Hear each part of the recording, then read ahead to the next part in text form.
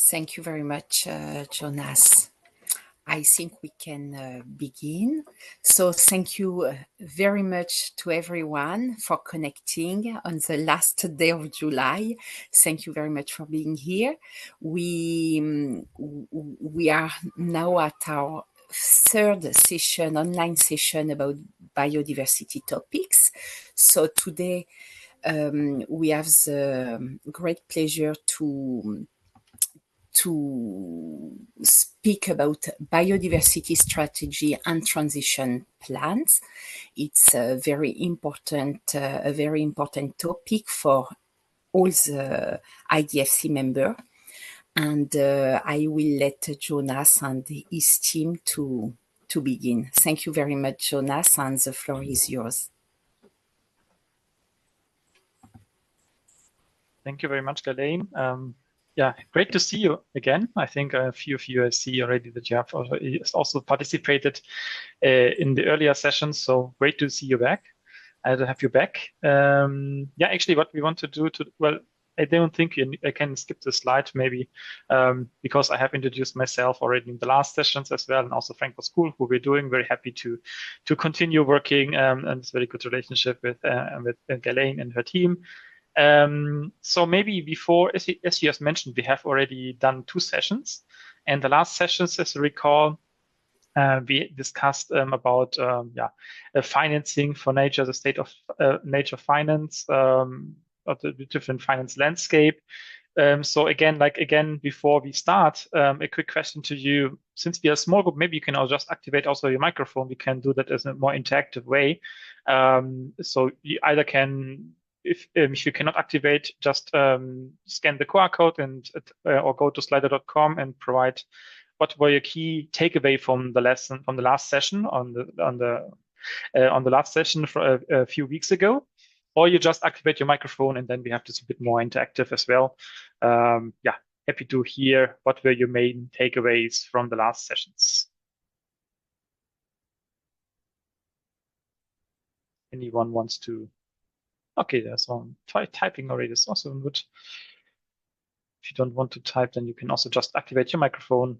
What have you learned? What was biodiversity landscape? Yeah. What else? Anything? Anyone wants to say something?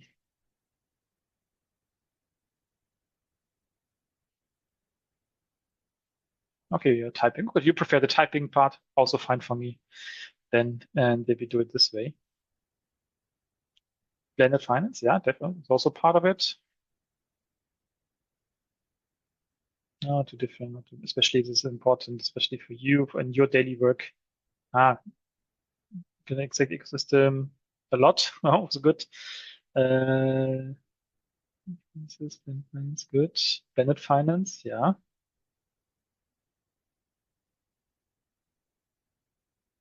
Different stakeholders, exactly. No, we had like the map. Okay, which other different stakeholders involved in biodiversity, nature finance.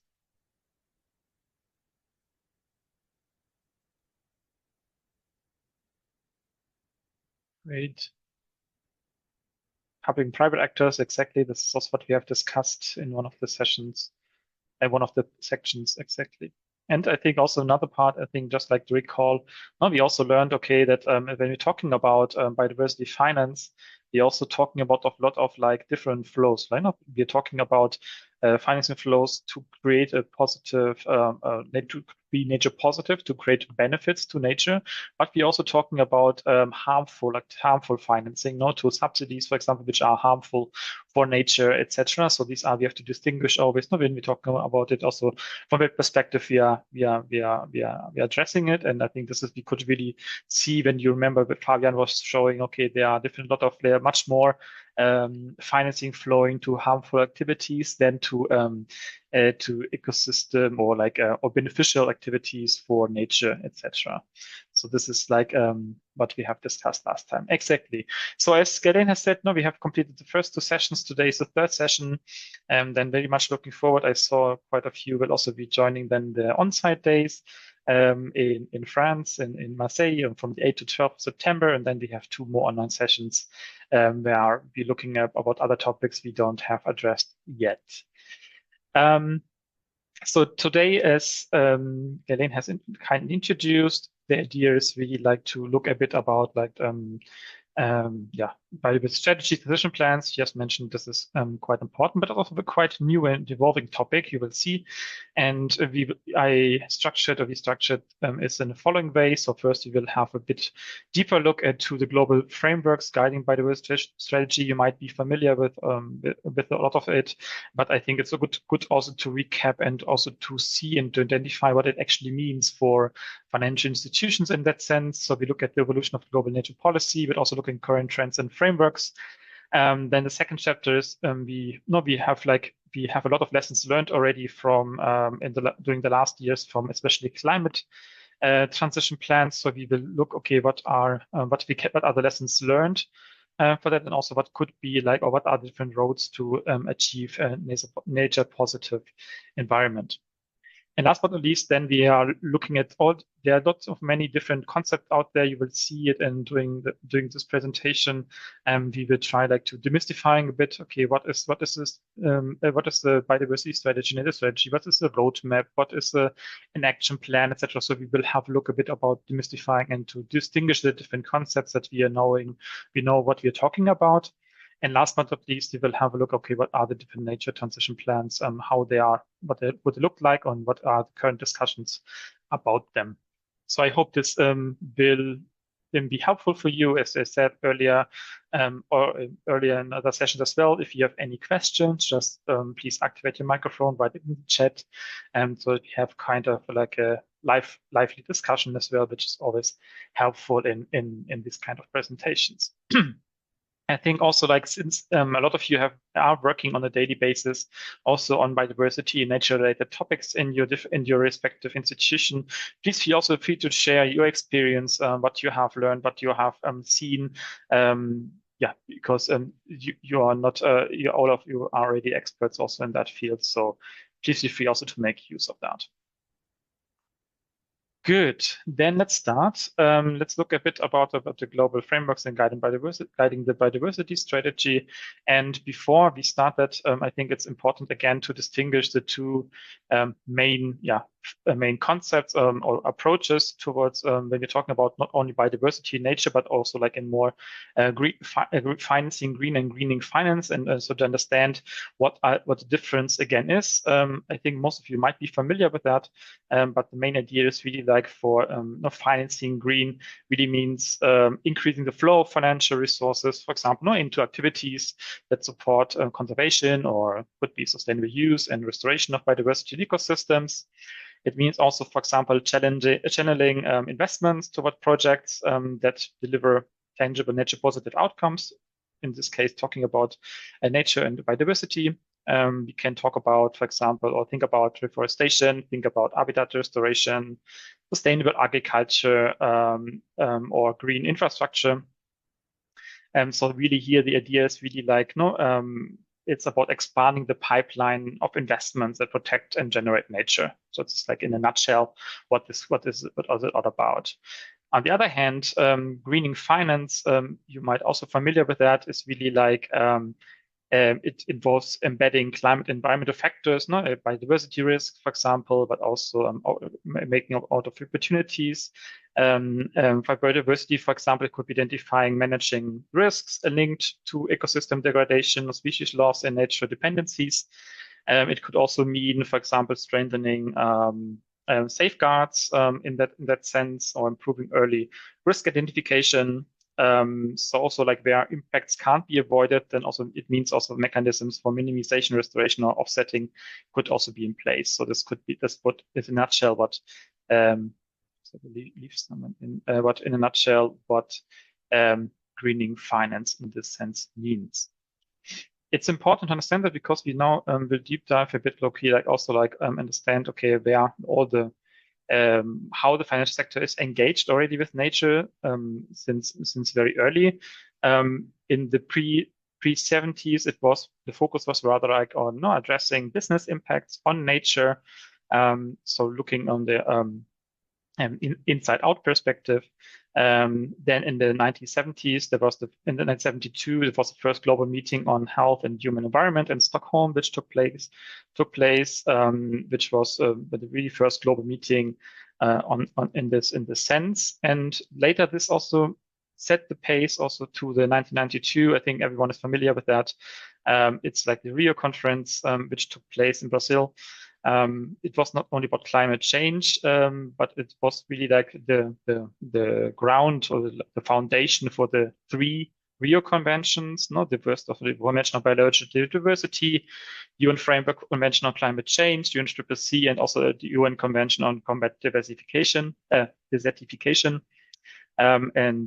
This was really like a substantive meeting in order to shape the transition as we see it these days. Looking about nature and biodiversity between 2010 and 2020, this was the Convention on Biological Diversity Strategic Plan, which sets our strategic goals in the 20 IG targets. We will have a look at this and also in a few seconds, a bit more detail. And then in the end of 2015, I think everyone knows and is really familiar with that. It was the ratification of the Paris Agreement as well as the Sustainable Development Goals, and really shaping also like the discussion and sustainability efforts until these days. Just checking, okay, is there anyone else in the waiting room? Give me a second. Yeah. In 2021, this was so far interesting. There was the Glasgow Leaders Declaration. So it was actually in the COP and in Glasgow, the climate COP. But the Glasgow Leaders Declaration was like linking also finance, forest, and biodiversity and the SDGs, which also then became later also like a momentum in order to move forward with the development and also the steering of the global biodiversity framework, which then in 2022 and during the COP15, that was Montreal Global Biodiversity Framework was ratified and sets the pace for all the different activities, and especially also like with the ultimate goal by 2030 to bend the curve to become nature positive. We will see it in a second. And 2024, we also have a look at it in a few minutes, was the COP16 in Cali and also earlier this year in Rome, which also sets or was also especially had different dimensions on how to frame and how to move forward with the GVF, but also with the CBD. I have mentioned earlier, okay, we are talking about the three Rio conventions, which are quite important. Don't want to go into detail, but just like to recall that it was really like the starting point for action, and also like if you see it later, also then for the different transition plans and strategies and related to biodiversity and nature, which are out there or which are being developed.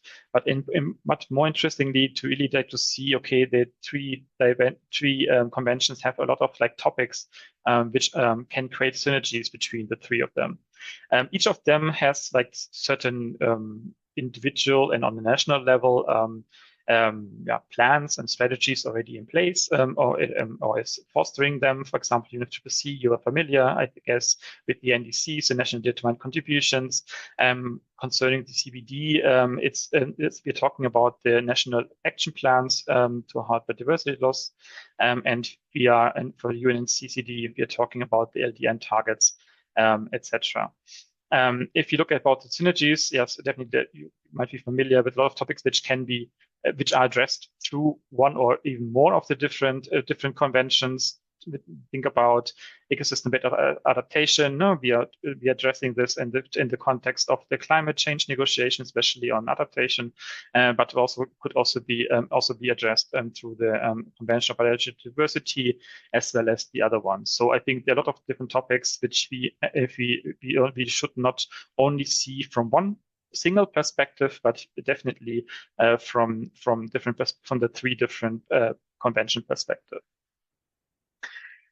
It's not only the three, but there have been a lot of different different multilateral environmental agreements, just as like a snapshot of what is actually out there and with regards to biodiversity and others. So we're talking on the Convention on Wetlands, for example, but also later here, then the Cartagena Protocol on Biosafety Convention. So this also gives like good snapshot. There are a lot of different conventions and international multilateral agreements which have been ratified, some with more success than the others. But this is just like to give you again, like, okay, this snapshot, okay, not only the 3 conventions, yes, they are important, they're the major ones, but there are a lot of other protocols and agreements out there which actually are shaping the spirit, so to say, of the other 3 main conventions. Let's have a quick look about a few of them. So let's start with the Convention on Biodiversity. As I've mentioned, it was ratified in Rio in 1992 and was ratified by 196 parties and then came into force in 1993. And the 3 main goals or building blocks of this convention are not, as you recall, this conservation of biodiversity as the overall goal, but also sustain the use of its components of biodiversity, but also then, and I think this was a discussion, especially for the ones who are working long already in this field and of biodiversity, it was really like the discussion about the fair and equitable sharing of benefits arising from genetic resources, which also we will see later. It's also very up to date and really currently discussed in the framework at the COP16, etc. As well as at the same time also like the Conference of Parties, not really like the convention governing body. They meet annually or every 2 years in order to move forward and also to implement and move forward with the convention. Okay, and this is just like information. Okay, this is the convention. There's also a detailed handbook which can be accessed and then also provides clear guidance on how to move forward. I have mentioned earlier the biodiversity targets from between 2010 and 2020. It's actually a set of 20 global goals which are designed to guide efforts to halt biodiversity loss. They are they're endorsed in the vision of living in harmony with nature, but however they are lacked a unified goal for nature as we see it now, and also at the end also then fell short in achieving the 2020 objectives. Interestingly, and I think this is like important, because that's why the IG targets were very important. In the 5th edition of the Global Biodiversity Outlook this year, reviewed the global progress of these targets and also highlighted not only did the assessment, but also highlighted lessons learned and also gaps in implementation. And this assessment actually laid the foundation for the coming Montreal Global Biodiversity Framework. So from that perspective, even though they have not been achieved, they really laid the ground for the GBF. Let's have a look a bit about then the GBF in detail. As I mentioned, it has been adopted at the COP15. After actually more than 4 years of global negotiation, and sets really like a path of a vision of living in harmony with nature. And the plan calls on all parts of society, including also the financial sector. And here becomes important to help to reshape our relationship with nature. And there are 4 main goals, so to say. First, goal A, B, C, D. Goal A is protect and restore. Then goal B, prosper with nature. C, share benefits fairly.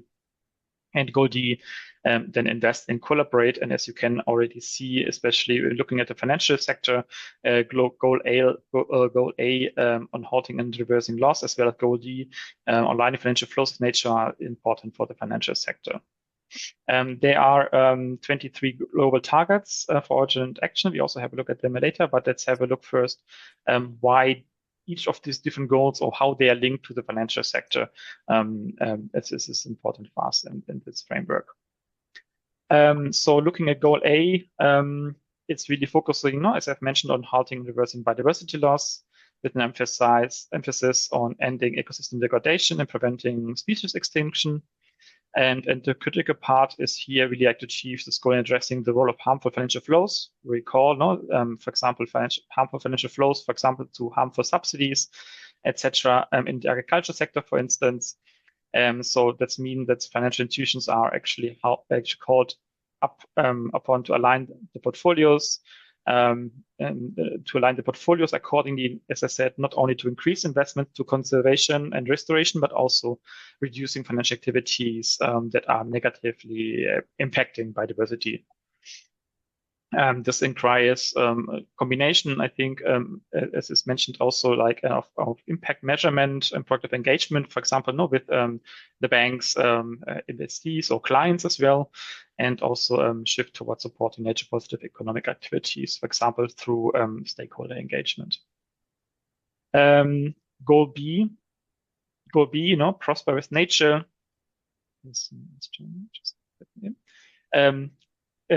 Actually means integration of sustainable use of the nature into economic and financial system. For financial institution, it would mean ensuring financing investments actively are supporting long-term health of ecosystems and resources they provide. And here, achieving these goals requires social and economic shift towards sustainability. And especially financial institutions have here a key role to play, for example, by embedding nature in decision making, but also internalizing environmental externalities and also investing in sustainable management of landscape and seascapes, for example. As I've mentioned, B is not the most relevant one. But if you look, for example, at the goal C, which is share benefit equally, once more, it really means that it's really focusing on the justice and equity in the use of biodiversity resources, including a fair sharing of benefits from genetic resources. You might recall link to the Nagoya Protocol on access and benefit sharing. And this goal is really also emphasizing the rights and the roles of indigenous community peoples and local communities, as both on the one hand stewards and beneficiaries of the nature. And for financial institutions, this would actually then mean that they have a responsibility to ensure, for example, that there are meaningful stakeholder engagement in place. It's all embedded through the whole life cycle of finance activities and also across its supply chains. And last but not least, we are talking about the goal D, so invest and collaborate. And here it's a bit similar to what we have for the Paris Agreement with the Article 2.1c, by calling both public and private financial institutions to align financial flows and the support of biodiversity goals. And so this is like the most important one where it comes to financing for biodiversity and nature. I've mentioned earlier concerning there are 23 different targets for urgent actions over the next decade. So on the one hand, we are talking about target 1 to 13, which are focusing on the drivers of biodiversity loss and are most useful for banks, for example, to seek to manage biodiversity-related risks and opportunities in the key sectors and companies across their portfolios.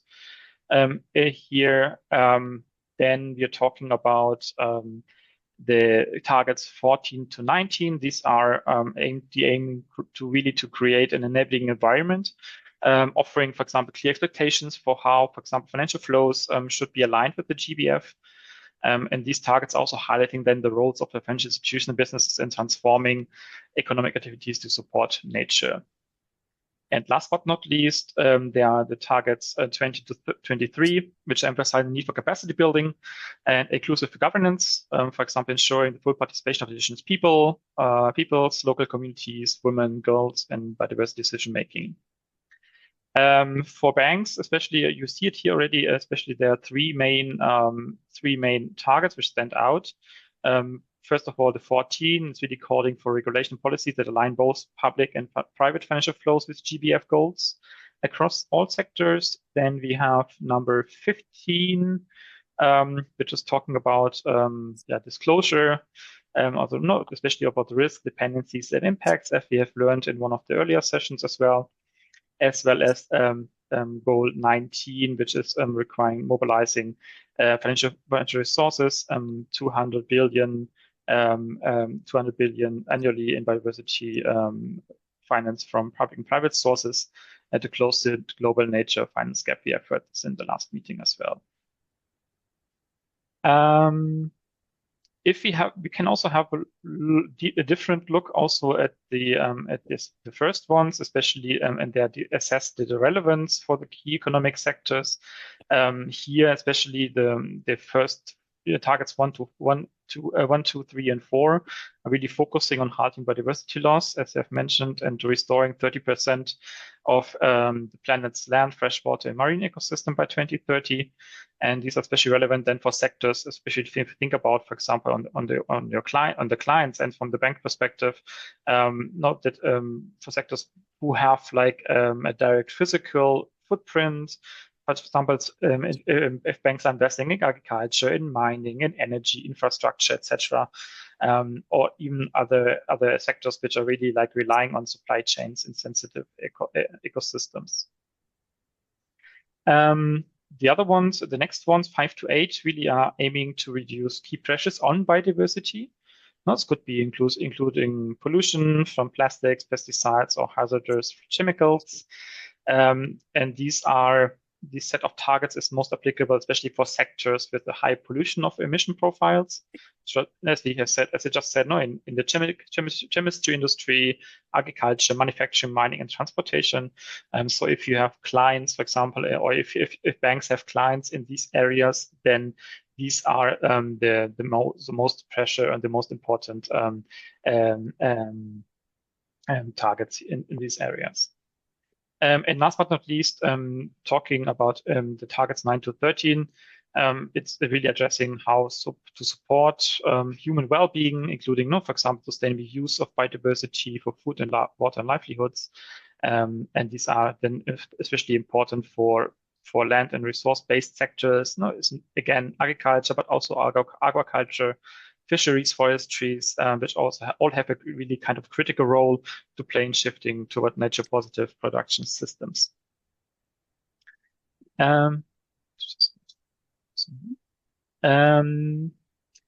Yeah, I think you're also quite familiar with that, I would assume. So we have mentioned in the last session also about the concept of nature positive.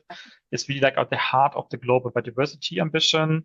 What does it actually mean? It really means that if you see it here, that we are starting at the point where we are creating more benefits for nature or restoring more than we are losing. At the moment, we are more or less here, as you see. So it really means at the moment we are still on the pathway where we lose more biodiversity or ecosystems than through different efforts we are gaining, and really the goal is by 2050 is really have a full recovery of nature, in this case by 2050. Just like really like in a nutshell, what is all the global biodiversity framework all about? We need to have, on the one hand, we need to become nature positive by 2030, and then really have the full recovery by 2050. The question is, okay, how to achieve that and how to go about that? And I think we have to really work in three main areas, and these are nature positive outcomes. It's really like more than nature, not healthier, more resilient ecosystems and also species than we had in 2020. We're talking about three main areas, and as I've said, so for natural processes, we look at indicators such as hydrological intensity. We're talking about sediment transport and health of estuaries and natural migration patterns. It could also mean, for example, include carbon sequestration or tidal zone integrity. And all these processes, actually, the natural processes are vital to sustaining life and maintaining ecosystem balance. Then talking about ecosystems, it needs to be assessed in order to see where we are and really to measure nature positive outcomes. And here one can look, for example, at the extent of habitat, the ecological integrity of those habitats, but also the functionality of species within them. You remember that we had discussed this in the very first session. So really healthy and connected ecosystems are really foundation for both biodiversity and human well-being. And it's a third area, we're talking about species.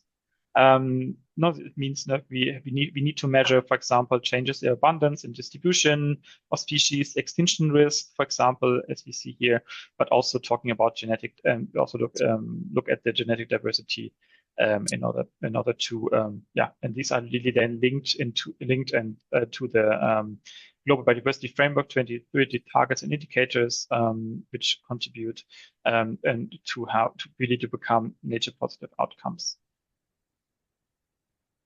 The next chart we saw it also already in the last session.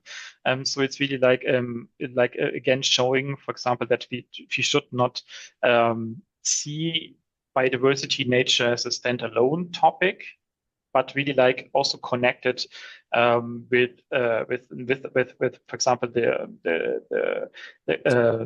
reducing GHG emissions as laid out, for example, in the Paris Agreement.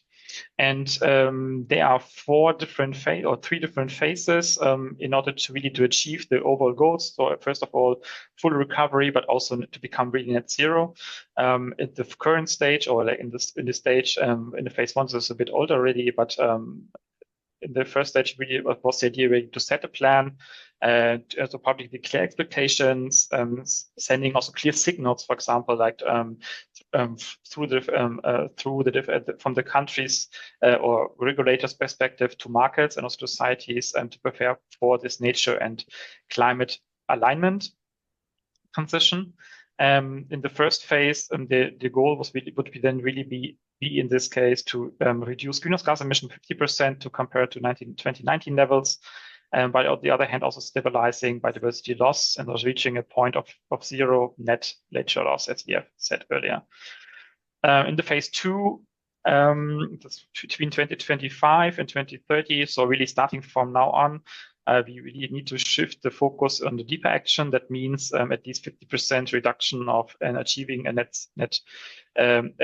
emissions reduction, also achieving a net nature positive state. So as you have seen in the slide earlier, with more biodiversity than in 2020 through active restoration, but also conservation efforts and also lately also with investments.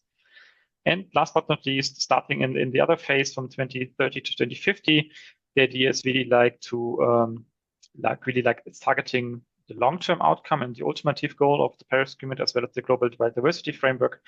We need to reach net zero CO2 emissions, but also ensure full recovery and restoration of biodiversity. So what has happened afterwards, after the ratification of the global or the planning of the Global Biodiversity Framework? Last year there was the COP16 and it had several outcomes. So unfortunately there was no final agreement or final document at the COP16, but it continued earlier this year in Rome. Based on the COP16 being held in Cali as well as in Rome, there are a few different topics which are the main outcomes. First of all, it was agreed about how to move forward with the implementation of the GBF. Also, it will be the first review will be set for the COP17, which will take place soon or next year. Then also talking about biodiversity finance, the parties finally agreed, and I think this was one of the major discussion points. Really had to mobilize 100 billion per year by 2030, with 20 billion by 2025, and 30 billion by 2030. But also, on the other hand, the challenge is really remaining that most commitments in this case or pledges are still non-binding and rely on national and also donor action. So, and especially also here, mobilizing more finance, especially from the private sector, is quite important. Another important part is the DSI and Kali Fund. What does it mean? Digital, and the DSI stands for Digital Sequence Information and refers to genetic data, which is used commercially without compensation. And at the COP16, they launched the so-called Kali Fund, which is requiring large companies to contribute a small share of their revenues or the profits to this fund. And at least 50% of the funds will then go, for example, or the plan is that they go to indigenous communities and also all indigenous or biodiversity rich communities. As you recall, we discussed about or if I presented a bit like the outlines from the Convention of Biological Diversity, it's really like also the first step towards a fair benefit sharing for the genetic resources, which was also one of the major points from the CBD. Similar in a similar direction, but a different scope. Also, the strain and also the rights and for the indigenous participation was, or the indigenous participation was strengthened. And also then there was also an assessment took place of the national plans, so that the national biodiversity, the NBSAPs. So far, unfortunately, only 44 countries, more or less, by then had submitted updated national biodiversity strategies but until the COP16. So a lot much more are to be expected to be submitted by COP17, which are also then aligned with or should be aligned with the global biodiversity with the GBF. Also, another important area was about monitoring on indicators. So at the COP16, like a global monitoring framework with indicators for each GBF target, as you've seen earlier, was finalized, and especially support will be provided through that for developing countries. And national progress reports are due then by 2026. Which is also then forming, as I've said earlier, like the basis for the COP17 global review. And the last point is about equity and equity rights and synergies. So the CBD adopted a human rights-based approach, reaffirming alignment with the UN declarations of indigenous and African dissident communities. And this was one of the last major outcomes here. So what is happening next? The way forward. So COP17 will take place next year in Yerevan, in Armenia. Also by then, as I've mentioned, the first cycle of the global review will take place. Also, it's expected that the Kali Fund will be implemented and also a framework being developed by COP17. And also by next year, also then DSI compliance rules also being expected, as well as there's a discussion about a global or a biodiversity fund in order to provide even more financing. However, there are also quite some challenges at the moment still taking place for POCs. As I've mentioned already, one of the aspects is concerning finance. So really, there's no new fund yet, and also the pledges are voluntary. Also talking about DSI on the benefit sharing, the operational rules is still pending. So there's nothing very concrete yet. Also in concerning, again, like the indigenous participation, that means really like the meaningful engagement is still evolving. And also there are still discussion also about biodiversity and the role and also like the scope of biodiversity credits, because it was really stated that there's a high risk of greenwashing, especially, and also lack of international applied standards, which could contribute that there's a clear market later also for biodiversity credits. So this is was a bit more like the perspective from the COP perspective, and also like from the CBD and also the GBF perspective. Now there are also a lot of other initiatives taking place globally, and let's have a look. We will have a look now at a few of them. First of all, there's the joint MDB statement, Development Bank's statement of nature, people, and planet. It's already a bit older. It was ratified by published at the COP26 in Glasgow. And this was really signed a landmark joint statement. And this declaration recognized that addressing biodiversity loss, climate change, but also poverty simultaneously requires shifting how, for example, nature is valued and integrated into finance and also development planning. And what they agreed, what they committed, or these multilateral development banks committed, was on the one hand really like to mainstream nature across all policies and operations, also to promote nature positive investments, not to protect or restore or depending, and also sustainable use of use of ecosystems. Also supporting the countries, in this case, in implementing nature-based solutions, aligned also with the GBF. Also develop dashboards and methodologies, and I think we have discussed it also in the last session a bit, to value nature within economic decision making. And last but not least, also enhancing reporting in nature, mainstreaming, and finance. What has happened since then? So there's a working group a working group about the MDB, the MDB working group on nature. Also, like they launched common principles for tracking nature positive finance at the COP28, as well as there's also piloting, especially the IDB using common principles in 2023 for methodologies and KPIs aligned with the GBF targets. One example, just like to example how how it has been implemented in this case in the African Development Bank.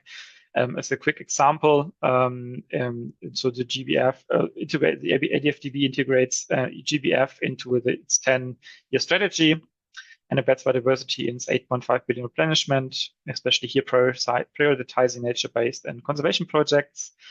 They have roughly 80 ongoing projects on nature-based, focusing on restoration, etc. But also especially here, and this is then linked to what we heard earlier, the bank is also supporting the African countries in implementing the NBSAPs, also National Biodiversity Strategies and Action Plans.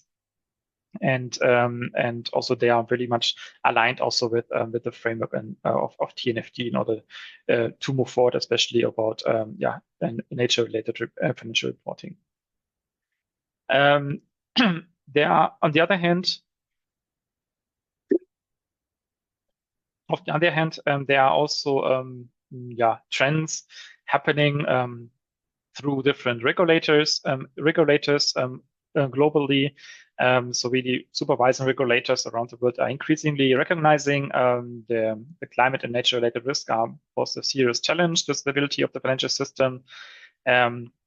And to respond to that, regulators are starting to provide clear guidance to the financial sector in some countries and some jurisdictions. Already they have a specific mandate to move forward and also to provide guidance to the financial sector concerning sustainability, and here not only climate but also biodiversity, nature-related.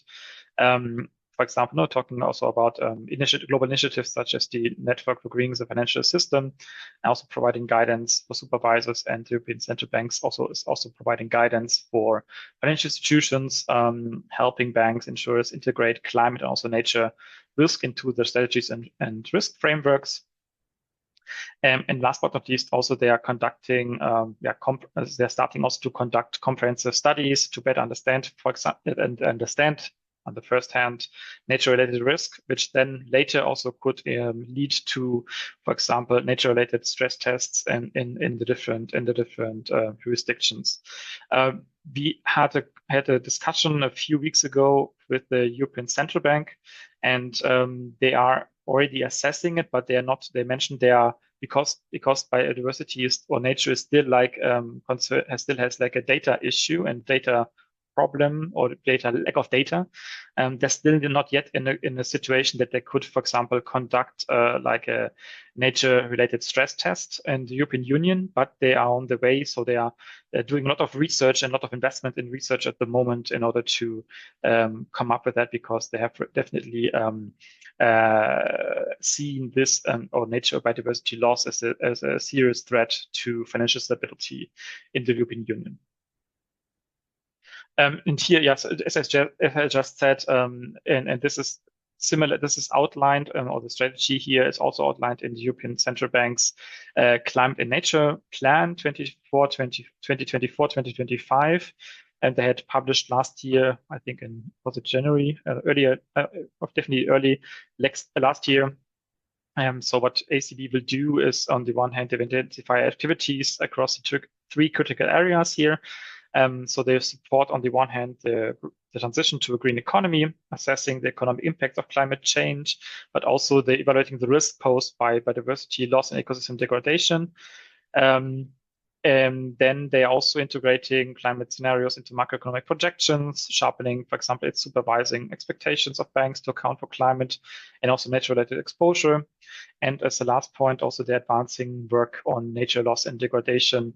And for example, DCB is starting also to add a nature loss indicator in its climate-related financial disclosures, starting now in mid-2025. And in the next year, in the second half of 2026, ECB is also looking forward to introduce climate factor in its collateral framework. So there are a lot is happening also from the regulatory perspective. But if you look at globally where it's leading to, there are three main areas which we could see where it's most likely to go. First of all, it's really identification, as I mentioned earlier, about data points, metrics, and tools for prioritization, and possibly based on different disclosure guidelines and standards, not ISSB, but also TNFD, IFRS, and the ISSB, etc. So there's really like a lot of things happening at the moment, or there will most likely be more happening, especially concerning alignment. But also regulators need to pinpoint critical ecosystems, assess, for example, the size and also the dependencies, and better also understand how biodiversity loss and climate change are interacting. I think this is still important exercise to be done. And here, I think especially what they could do is transitory and physical stress test in order to move forward with that. And I think that last point I have mentioned already. So a lot of it's happening concerning investigation and assessment, especially looking at the dependencies and double materiality aspects. A quick example from the Dutch Development Bank, what they have done in 2020. They pioneered an effort to assess financial sector's vulnerability to a biodiversity loss. And actually what they found out is that the Dutch banks, insurers, and also pension funds have about 510 billion in exposure to companies that rely heavily on ecosystem services. That's over a third of their portfolios. And what they did then is like they calculated the biodiversity footprint of these exposures using, for example, land use and greenhouse gas data. And the result was really striking that they found out that a footprint is equivalent to losing more than 58,000 square kilometers of intact nature, which is actually, if you think it in a comparison, there's more than 1.5 times of the area of the Netherlands as such. And on the other hand, the other main finding was that just over 8,000 companies are representing 80% of the equity exposure. So really showing how transition risk and also from regulatory market shifts also could be heavily concentrated. So I think this is also an example, for example, how, for example, national central banks are also taking this aspects more seriously. The third dimension, which we would like to quickly have a look at, is the voluntary biodiversity-related initiatives, which are relevant for the financial sector. So on the one hand, we are talking about financial sector initiatives, which are really coming from peer groups, initiatives which are actually addressing nature biodiversity within the financial sector. You might be familiar with them already. Finance for Biodiversity Foundation. We're also talking about PBAF, so Partnership for Biodiversity Accounting Financials, so similar to PCAF, and similar to PCAF, but also UNEP-FI is very much moving forward, etc. And then the second point, I think we will have a look at it in a second, talking about the TNFD, so really providing guidance for financial institutions, the TNFD, Task Force for Nature-Related Financial Disclosures, and there are also other initiatives which are more cross-sector, also leading with an importance for the financial sector, such as the science-based targets network. We will also see this in a second, but also Nature Positive Initiative and other related ones.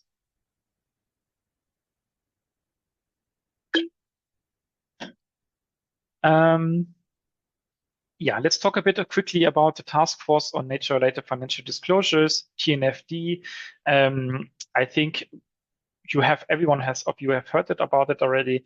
It's more or less the counterpart to this TCFD, Task Force for Climate-Related Financial Disclosure, and it was really like designed to help organizations to identify, assess, and also disclose the nature-related risk as well as opportunities.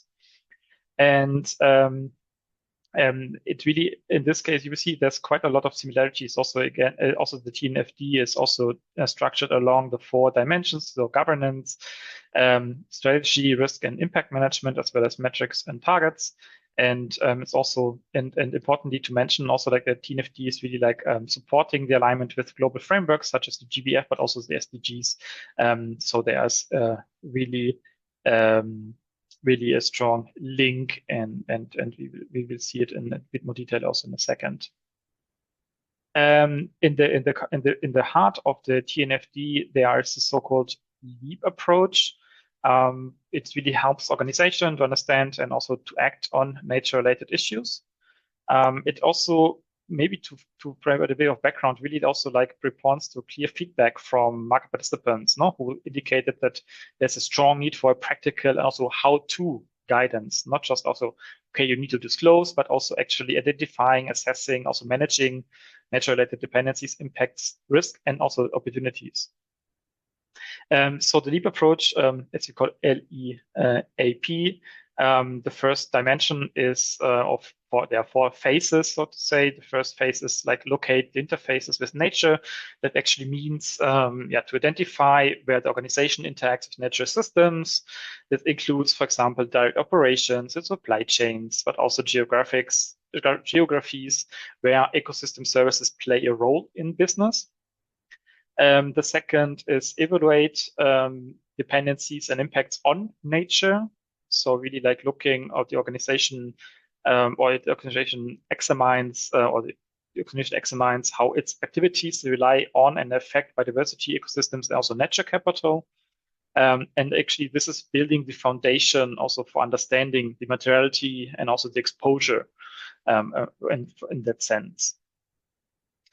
The third one, assess, means assessing the associated risk and opportunities. So here, what organizations are supposed to do is analyze how changes in ecosystems or new nature-related regulations might affect the financial performance, but also strategy and resilience over time. And the last one, P, prepare to respond and report. As it says, it's really like based on what has been learned throughout the LEA steps. It's really to develop, on the one hand, strategies to manage the risk, but also it's including like how to disclose information to investors, but also to stakeholders in line with the general TNFD recommendations. So really like the LEAP approach is really really important approach here, and importantly also here to mention, it's really like it has been already tested. So the LEAP approach has been already tested with over 200 organizations around the globe, and even more institutions are applying the LEAP approach, not in different many sectors, but also ecosystem, also context. It's really it's helpful in order to steer biodiversity or nature-related risk, opportunities, and impacts and dependencies.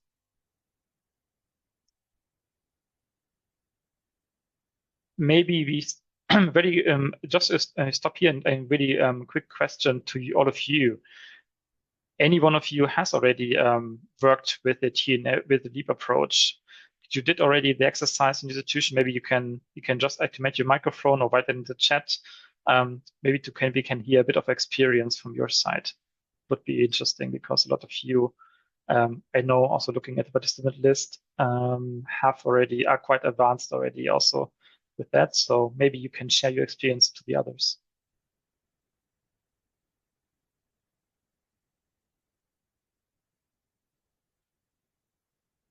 Anyone wants to share your experience? Angela first, and then Julie, maybe.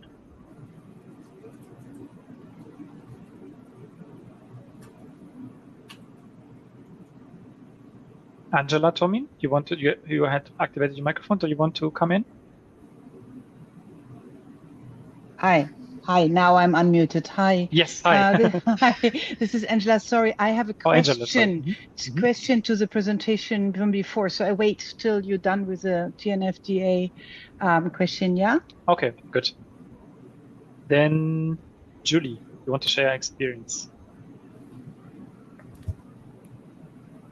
Hi. Okay, yes. I just wanted to say we did use it, and what we found, it was quite self-explanatory, and it was just a matter of applying our minds. It was very well done, and we just recently used it again for the transition plan. And the transition plan is a beautiful piece of work that really guides you and gives you and does like 90% of it for you.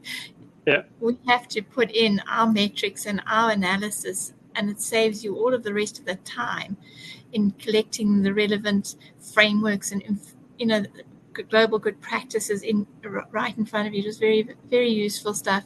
The other thing I want to say about the TNFD is that they've got the most incredible material available, and you can just customize those slides. You can use them in any way you want or any format you want, and it's really helpful for an organization who's starting out, and that they have amazing capacity building people who are prepared to come in and help and assist the banks.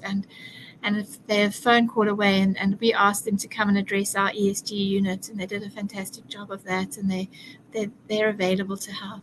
Thank you. Mm-hmm. Yeah. Nothing. Julie, quick question. Which institutions are you working for? It was not clear from my name. From the name DBSA. DBSA. Okay. Thank you, Julie. Okay. Yeah, actually, as you just said, Mike, I think this is like also one of the strengths of the TNFD, that they're really trying to include as much as a different, or they're really connected to a lot of other initiatives, but also providers of metrics or sources of metrics, target setters, etc., and really trying to combine everything within the TNFD landscape. And this is what you can see, for example, in this slide. It really TNFD is really building on, for example, on the different reporting standards which are out there. Also using what the Network for Green Financial System, what I've mentioned. Also looking about like sector and beyond classification from UCN, SASB, but also then have the scientific foundations and definitions also included, integrated, and also like looking especially at about different methods in order to steer biodiversity related risk, for example, WWF risk filter, etc. So really trying like to implement and also make references and recommendations. So it's really like a very interesting and important tool. Yeah. Do we want, Angela, do we want to address your question first? I think this is a good time. So, hi, maybe I put on the video, even though it's pajama time here. I have a question. Thank you very much for this presentation so far, because it was like a real tour de force, very, very good overview. But, us at KfW, we're also gearing up right now to look at our portfolio, and potentially we'll even look at that footprint. We don't know yet, but that's potentially one of the things we'll do. But when I listened to this example that you gave about that Dutch central bank, can you say what that actually means when you come out with our portfolio uses up 1.7 times the whole footprint of Holland? What does that actually mean? Does it mean they're exporting their biodiversity degradation? Or what does this number actually say, to understand what these means, these results? This one, what does it actually mean? No? Yeah, what does it actually mean? Right. Yeah, so I think this is, in this case, it means that the exposure, or like because we're talking about when we're talking about financing, about in this case it was the activities of the financial institutions. So financial institutions are investing, right? And investing. I've mentioned earlier, they have like they can invest, for example, in biodiversity related harmful activities, but they also can invest in this case in ecosystem conservation or restoration. And if you would, what they did is just like to say, okay, if you sum up all the different institutions and assess the footprint, they would need like a fictive number, around 58,000 square kilometers of pristine nature. No, this is just like a figure in order to see or to assess to show like the impact in this case of the activities of the financial institutions on nature. It doesn't mean that they are this is a bit more fictive and also like a bit more like just like to show it. It would also mean, for example, if the banks in this case from the Netherlands are investing or have in their portfolio, I don't know, companies just saying in from outside of the Netherlands, and they would contribute to the ecosystem and biodiversity degradation. This would equal to an area of more or less 1.7 times of the size of the Netherlands. I think this is like a first everyone might be able to understand, okay, there's a problem. There's like a strong impact of our financial institutions and what they are investing in. So what if they would do the exercise again, maybe in a few years, they could see, okay, now are we talking still about 58,000 square kilometers, or are we talking about less? And there you can see, for example, whether there has been an impact in the Netherlands on the financial institutions or not. So I don't know whether this really answers to you what my reading was when I had to look at this example. Yeah. But it sounds like they're exporting. We will probably all exporting a lot of destruction. No? That's what it means. Because you can only destroy your own countryside sort of even in that measurement once. I mean, and so if it's more than that, you're destroying somebody else's land also. No? This is similar then also, Angela, we have in the climate discussion, right? Because in the climate discussion is very quite similar, right? Because there, if you are emitting in this case, I don't know, X more than you should do, then also it has an impact somewhere else, right? So it's quite similar here. Thank you. Hello, Jonas. Can I ask about TNFD? Yes, please. Yeah, what are the challenges in implementing TNFD? Because PT SMA also currently exploring the possibility of initiating TNFD, and as we know, there are 4 methods. Yeah, every method is very rigid, I think. Do you know? Can you explain about the challenge from implementing this TNFD? Actually, I think the best, I would just give the question to Julie. You have done this exercise. What were the challenges you have expected at DBSA, or have you experienced at DBSA? I think this is a good moment to, I don't know whether you would like to quickly jump in and from your experience, what were the main challenges you were encountering in this process?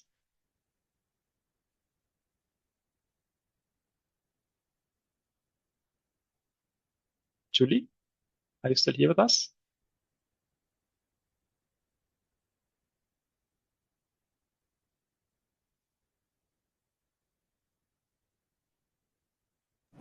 Sorry, can you repeat it? Yeah, sorry. Yeah. So he was asking like, what are the main challenges or the main challenges in implementing TNFD? And as you have earlier outlined, okay, that you were on the way, and I think that would be a very good position to quickly respond from your experience at DBSA. What did you perceive as the main challenges in implementing TNFD? Capacity, because we are such a thin bank and thin ESG, so much to do that it's basically a nighttime commitment rather than a daytime commitment. It's not required by law yet, and so our management view it as a luxury in comparison with the other things that we are legally obligated and committed to deliver and support, and so it doesn't get to the priority of our time allocations. And overcoming that was point 1, to stress that TNFD you don't have to do everything all at once. It is not a prescriptive thing. It's a guideline. So it doesn't say thou shalt do all of these things, and if not, thou art guilty of pretending to be green when you are not. It's not like that. It's a guideline document. And it also says do what you can do within the resources you have, because doing something is better than doing nothing. So if this year all you can do is locate L1, that's it. Well, then you're on the pathway, you've stated your intentions, and you've done something. And that's important to remember, because management fear that if you say that you want to be TNFD aligned, that you're going to be in court, and people are going to accuse you of not aligning with it. But aligning with it merely means you want to be on that route. You are committed to being, nature positive as quickly as you can be within the resources you've got, and then needing to disclose is quite scary for management, because they don't want to disclose things that are also going to consume time when they have to justify what they said and how they said it. So the disclosure side is also quite a tricky thing to negotiate with management. And again, if you're just disclosing that you're in a process and that you have intent and that you have managed to achieve this with the resources that you have got, and it's funny how when you think you can only do L1 and you start doing L1, how quickly and easily you can actually do L2, 3 and E1 and A1, and suddenly you're doing it. And submitting something to management for approval is better than trying to do the whole thing and then submitting the whole thing for approval. I think that's also a powerful lesson learned. Stop there. Thank you very much for sharing your experience. I think this is also the good idea. Because you have done it already. Other institutions, IDFIs, are on the way and try to follow the steps. And so I think this is also a good idea, to have this kind of exchange. Thank you so much for responding very clearly to that. Also, quickly, also wanted to mention my colleague Chrissy, she had also in the chat also mentioned that. In another settings where we had trainings and also with different banks, what they were always saying is no, the data availability and also data quality as one of the main challenges, and also to implement it, because they say, okay, well, that we know that in comparison to climate or emissions, for example, like biodiversity, nature-related data is not that on the quality level or not available sometimes as we would need it maybe to make sound decisions, for example. So this was another aspect I think which could also be one of the challenges. So I can quickly tell you our response to that is that yes. There's so many data platforms that sometimes it's overwhelming. Yes, that's also true. I've also realized that with a loan book, and you need to analyze it, you don't need very heavy data. And IBAT has a lot. And we went the water risk and biodiversity risk filter route of WWF. Yeah. And we found that to be very quick. It's like a quick and dirty. And sometimes you just need a quick and dirty, because all you're trying to do with this data is tell management we're going in this direction when we need to go in that direction. So you're just trying to turn the direction to get the compass needle pointing correctly. That's what you're trying to do. And you don't need a massive amount of data to prove your point. You just need to say, in our total loan book, these are the top 10 that strike us as being the most at material risk. And so we're going to focus on a guideline that's going to help us address the top 10, either localities or clients where we are most in danger, most in material risk. And so you don't need a huge wealth of data. You can go to Encore tool, or you can go to IBAT, or you can go to WW Water Risk Filter, and you can do it anyhow. If it's your whole loan book, it's too much for you to do, then just say, we have pre-identified our projects that we classified as a category 1 project. And we've just taken our category 1 projects and we've looked at, for this year, we've just looked at drought in Africa, because maybe for us that's really critical. And so we've just looked at drought in Africa, and we've looked at our top 10 high-risk projects, and we've noticed X, Y, and Z. That's enough for year one. And you don't really need massive amount of data to make your first step. And then obviously you can get more sophisticated with IBAC, because you can say most of these projects are in the footprint of protected areas, and that's ringing alarm bells to us. That justifies why we should do X, Y, and Z and have guidelines. So when you're talking so crudely, you do not need high levels of data, so you mustn't be lost in that. It's just another bit of advice. No, thank you so much, Julie, also for sharing these insights. Yeah, my colleague has also quickly shared the links where you can find the anchor tool as well as the WF biodiversity risk filter. Indeed, it really provides a first good overview. If you would say for assessment this would be enough, then it's totally fine. But as she said, it really gives a very good first overview. And we will also have a look at both actually tools in a bit more detail also in the physical training we will have in Marseille. So very much looking for that as well, so that you can also play around a bit with it. But you can also kindly invite it to have a look at it for yourself and also play around with that. I also like to see what the Field and Code are providing you for data for your respective geographic area. Thank you so much. Yeah. Another, as I mentioned, so this was a bit okay, a quick snapshot about TNFD. But as I've mentioned, as we see here, the key message was here okay, no, but TNFD is really linked to a lot of other tools, initiatives, sources, and also regulations, etc.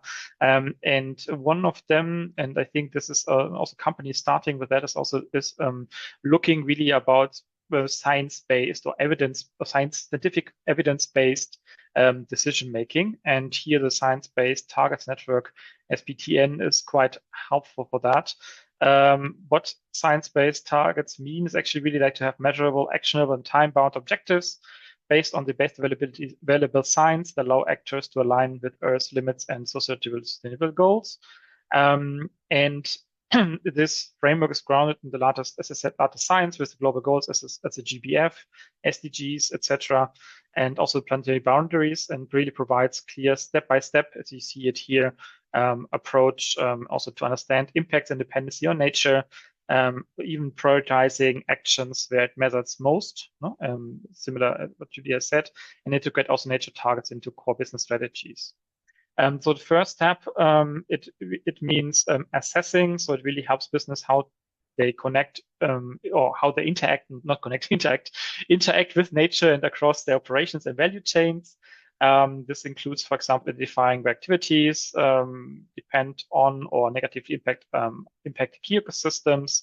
And the goal is really to generate a comprehensive picture of the company's footprint and exposure across different nature domains. Take, for example, a food company that might assess its exposure to deforestation risk through the palm oil sourcing or soy, etc. So this could be one example, to assess the materiality as well as the value chain. The second step is an interpret and prioritize. It actually means that organizations use assessment findings to determine, from this first stage, to determine which environmental issues and locations are most critical for them. And this prioritization process considers both business relevance and ecological urgency, for example, focusing on biodiversity hotspots or water-stressed regions. It also ensures that companies focus their resources and efforts where they can make the greatest difference. No? Because if you recall that this will come later, as well as when we're talking about the mitigation hierarchy, which actually is basically in stage 4. We cannot avoid everything, but we have to analyze where we can, or where organizations can make the biggest impact. The step 3 is then as soon as the priorities are identified, the next steps then measure, set, and disclose. So here it's really about quantifying the baseline impacts, also select methods aligned with the science, and also set specific targets. It's also then later, for example, the SBTN methods are available, for example, in this case already for freshwater and land systems.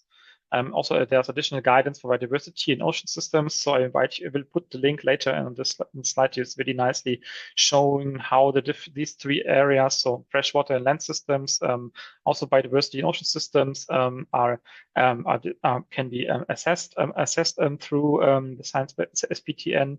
And again, here we could think about an example about the beverage company, for example, who wants to set up a target for reducing freshwater withdrawals by 50% in key basins by 2030 and publicly disclose this goal and its progress annually. It's just like the idea is on the one hand to set the goal, and then the second step, then also like to as we see later, also like to report and evaluate and to provide progress on it on an annual basis. The next step 4 is then act. As it says, companies are translating the targets they have identified and to concrete actions and strategies and interventions.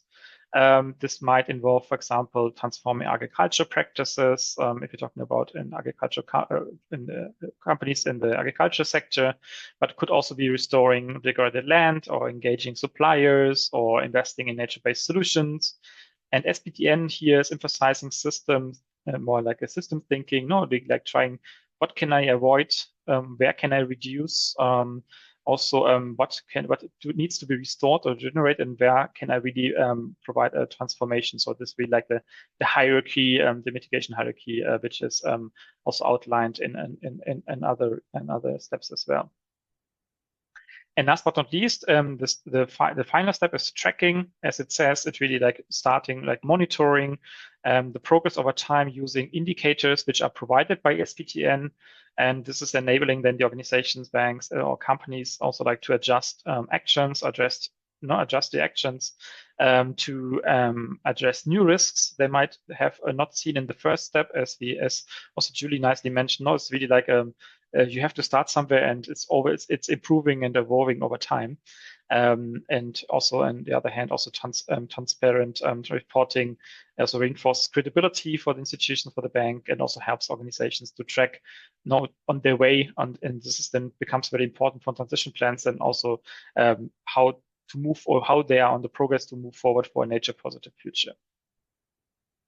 There's an example. There are a few examples also available on the SBTN website. It was quite interesting to see how different institutions are applying SBTN, the SBTN in the sign up to it. And there's an example from Caring, which is actually one of the luxury brand for a luxury brand similar to Gucci and Saint Laurent. And there were in total, there were 70 companies who were testing science-based targets for nature. And between 2023 and 2024, what they did, they applied the full LEAP approach, and also combining also its environmental profit loss tool that they had with the SBTN methods, and to especially to assess the impact on land, freshwater, and biodiversity, which were the main 3 areas for Caring in this case. The focus was on the region, in this case, where most of their leather suppliers are based for the products and through the value chain, they set its initial land and freshwater targets, or they set themselves, including, for example, one of the targets was land conversion, reducing the water stress, but also engaging in landscape level restoration. And in this overall process, and I think Caring became famous because they were publisher, and they were at the COP16, the first global fashion company which really was trying to publicly adopt publicly mentioned to adopt science-based targets for both land and freshwater. So it really became quite some echo. And last but not least, what they are still continuing it, and really mentioning quite a lot of benefits, which especially gained actionable insights, clear prioritization, as we have said seen earlier in the stages of the SBTN. But also here, and here it becomes when they're going more into the ground and really like more qualitative data. They had some issues concerning data issues, but also time-wise, because it's quite time demanding, but also resource demands during the pilot process. But as I said, they're still using the SBTN framework especially as a roadmap for integrating nature into the overall company core strategy, and a lot of other companies are following that. So I think this gives us good overview, and also like bringing us to the second part, because as you can see, for example, on this slide here. There's a lot, and as you see it, this is quite similar to what I have showed you earlier, but now with a different norms. So we're talking now, we're moving slowly to transition and transition planning, transition financing, and what's related to nature. But really like the idea is really like to not to create an environment for nature positive goals, not to mainstream nature into finance. And these are for 6 different areas, and with institutions, also leaders who are moving forward, and the different transition or nature transition on different aspects. So, looking at transition planning, for example, we have the TPT, Transition Planning Task Force, but also especially looking about target setting. We had the SBTN, we have Biodiversity Finance Foundation, UNFI also providing a lot of important insights, and then talking also about nature transition. There are also a lot of institutions and initiatives, as well as providing guidance in order to move forward. But before we move to the nature transition planning, I think there are a lot of lessons learned also from the climate transition plans at the CTPs, which are already much more developed than the nature transition plans, but also should lead then later to an integrated planning process. But before we start with that, looking at that a bit, let's have a look, and quick question again to you, all of you. What do you understand? What is a climate transition plan? Only looking at climate. We're not talking about nature now, we're talking about climate. What is a climate transition plan? Just that we can recap, okay, that everyone had at least had the understanding of that, and then we quickly discuss it and see what we can take from there if we want to look at nature transition plans. Just type what comes to your mind. There's no right or wrong. Let's collect a few ideas. What is a climate transition plan? Just scan the QR code or go to slido.com and enter the code C7066470, and then we can collect a few ideas. Mainstreaming.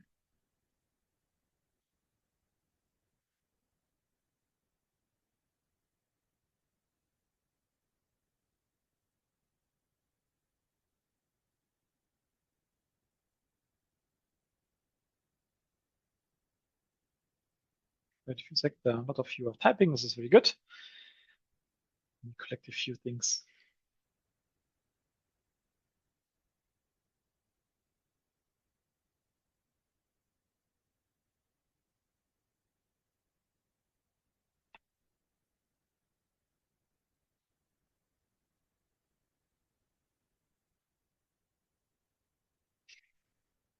Objectives, activities, decarbonization, transition into low carbon business model,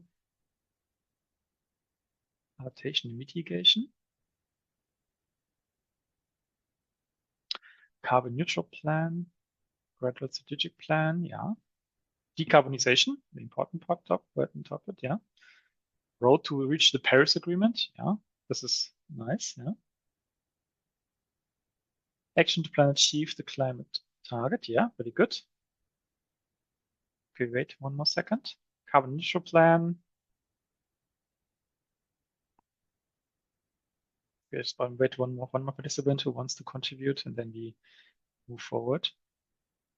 What was it? Attain carbon neutrality. Okay, great.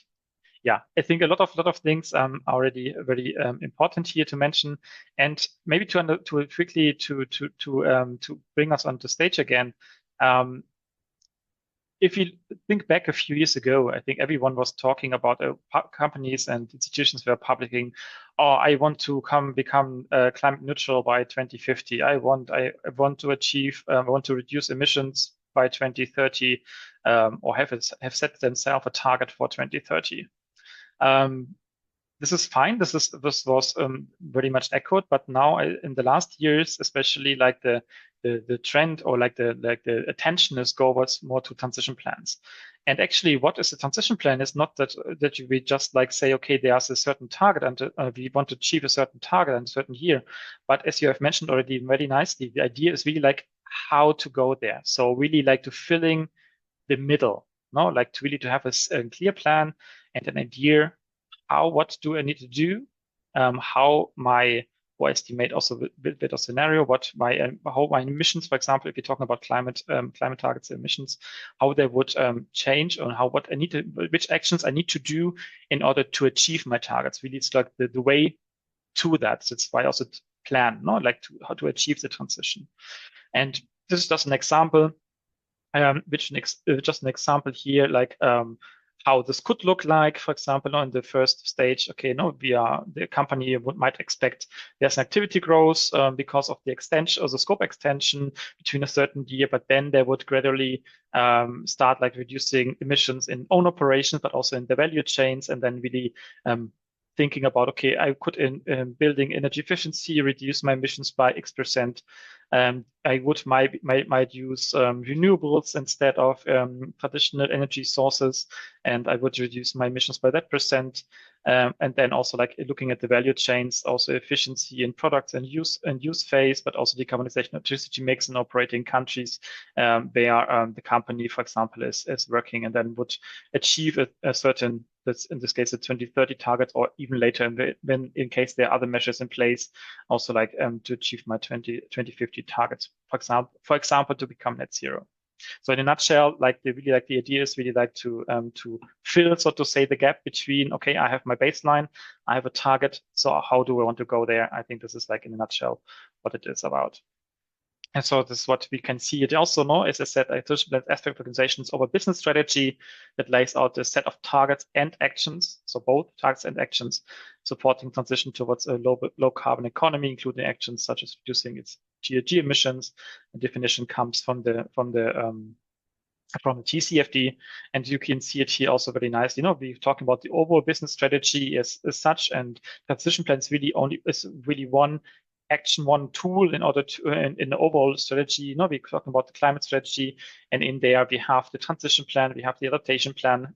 One of you have mentioned it also already, and then we're talking also about the transition plan and adaptation plan, which is then both of it, and we have transition plan then here included. There are a few different characteristics of effective transition plans.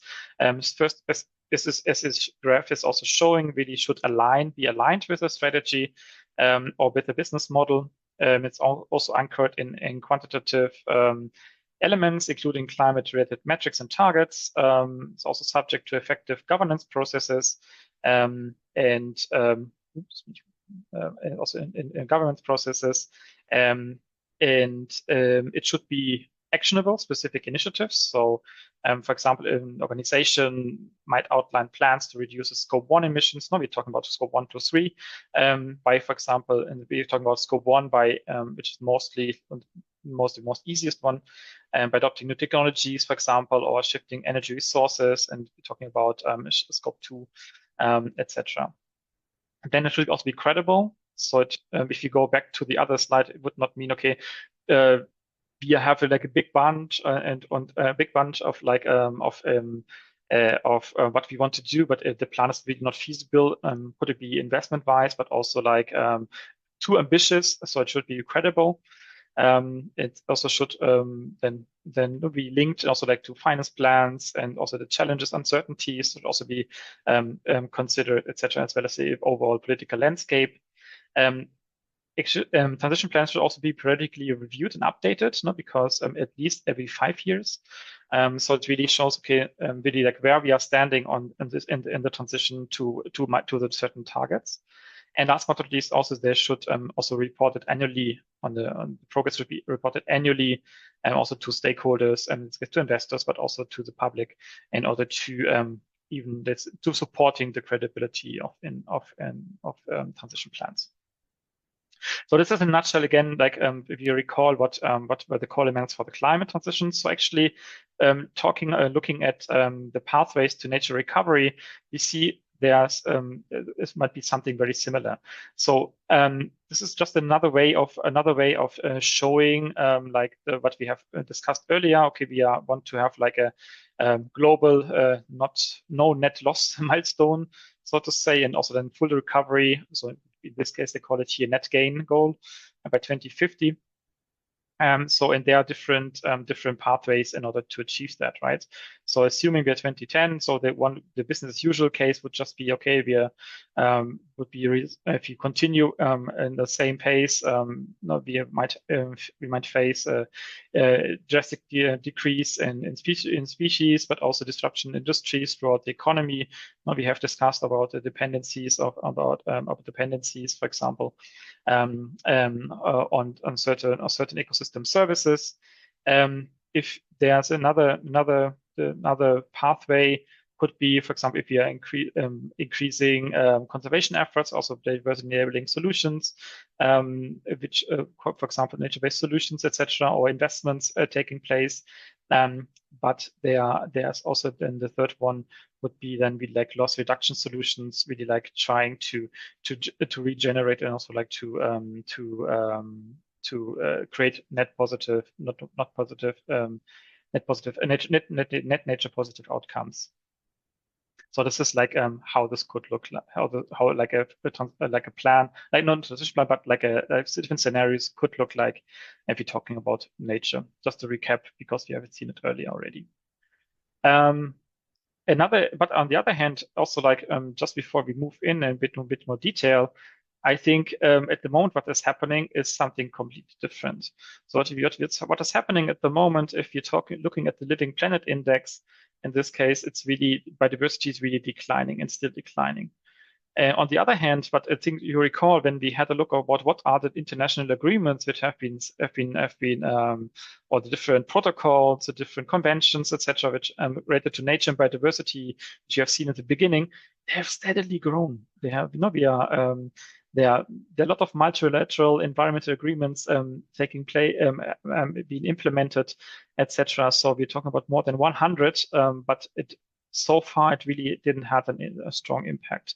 We also, on the other hand, we see that there's a strong increase also about scientific knowledge on nature. So the researchers in research institutes, universities, think tanks, etc., are providing much more insights in how to ecosystems are working, biodiversity is dependent, etc. We also see that a lot of more protected areas are being implemented in different areas in terms of protected areas in square kilometers. But on the other hand, we see there's still like still a strong biodiversity loss. And on the other hand, also interesting, there are more and more also environmental assessments taking place and being implemented. In order to steer that. So I think what is important here to see that what we have to achieve is to decouple like the growth, especially in efforts, with the declining, the efforts in order to preserve and to with the declining biodiversity in this case. This is what the overall objective would be. In order to do that, and this is then the relevance and then the link to transition planning and biodiversity planning, is that we have to come really from a very specific climate transition plan to really like integrated planning. So what does it mean? It really means that we are in the last years we were for good reason focusing a lot of about climate change and climate transition plans. So how are we addressing climate change? The next then there was a big discussion. Okay, how we can integrate nature into for net zero. How we can make, for example, use nature-based solutions in order to, for example, to mitigate and also to adapt to climate change. Think about about mangroves, etc., which is the classical example, as we all know. Really, the question here: how can halting and reserving nature loss help climate action? The next stage would then be we have to separate climate and nature plans. They are separated in climate nature plans, and they are on the top. They are also societal objectives which needs to be taken care. So there has to be some kind of alignment. But the overall idea, and I think this is like which the trend is going, and I think this is also from my perspective the right move is then really like to have start really come to a situation where we have really integrated planning. This means that nature as well as societal objectives are managed holistically, and also climate is also integrated into nature, because if you cannot think about it in a separate way. So this is just like, okay, where we are coming from and where it's most likely to go, really like from only climate transition planning. And that's why we did this quick recap on climate transition plans, and really like started looking and then later on integrated planning as such. Okay. I was really pleased to hear from Julie already that that you have already worked on in DBSA on a climate, on a nature transition plan or transition plans. But I would also like to hear from all of you, like what kind of biodiversity or nature-related instruments or tools do you have at your DFI already? Do you have a roadmap?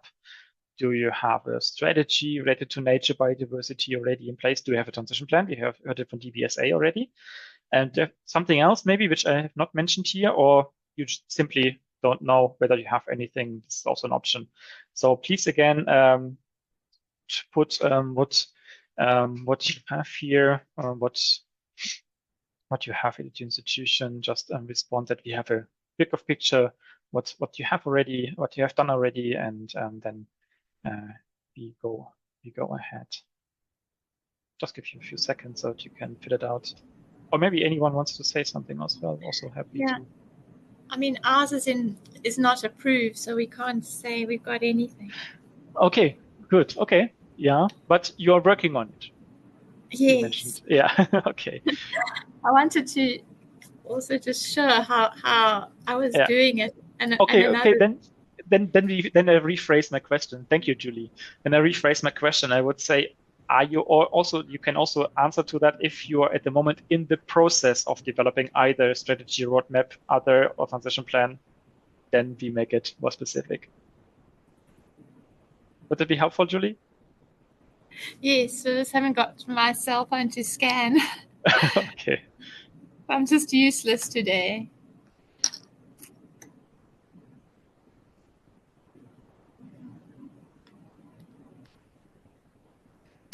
But it's great to see, like, okay, quite a few of you have already like a strategy in place, roadmaps also. A few something else. Interesting to hear. Who mentioned something else? What do you have in place, or what are you developing at the moment? Would be interesting to hear that. Anyone wants to raise? Yeah.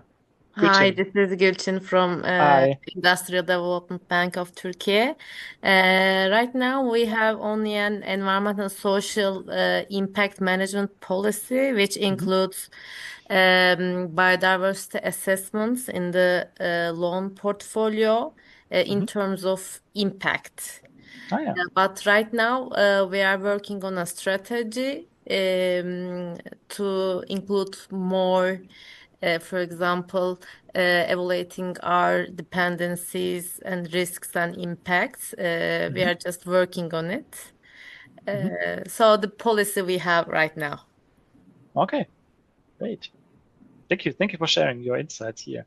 Yeah, as we see, like, okay, there are quite a lot of similarities, and I think, as I've mentioned earlier already, the first idea is we like to demystifying a bit the concepts, because if you look at the GBF, if you the Global Biodiversity Plan, the CDB, etc., there are so many different terminologies which are used, and we tried like to map it a bit and to provide a bit of like an overview of what actually each of them means. So when we're talking, for example, also which level scope or which level they have and what they would apply. So for example, talking about a national biodiversity strategic and action plans. So this is rather than like on the country level. So in your respective countries, maybe the government has already has already submitted or has already to the CBD one action plan.